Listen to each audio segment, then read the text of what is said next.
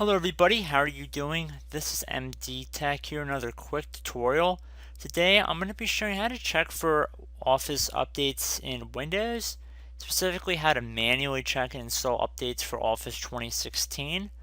So while there should be automated Office updates automatically installed, if you have this feature disabled or if you just want to specifically check for Office updates, I'm going to be going through how to do that in this tutorial. So we're going to start by opening up any Office program.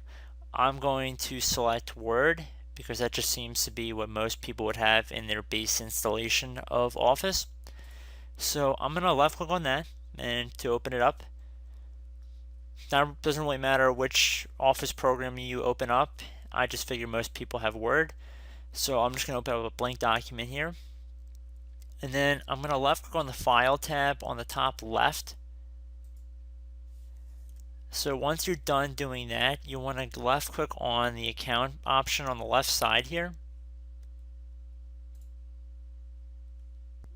On the right side underneath the Office logo, it should say Office Updates. There's a little tile that if you hover over it, it changes the coloring of it. So you want to left click on this box and then left click on this button that says Update Now, check for and apply updates for Office. So at this point you would left click on that. And it'll say if you're up to date or if you're currently checking for updates. Fortunately for us, we're running the most up-to-date version of Office. But if it wasn't for you, it would just show it was checking for updates and then it would proceed to download and install those updates. So I hope this brief tutorial helped you guys out and I will catch you in the next tutorial. Goodbye.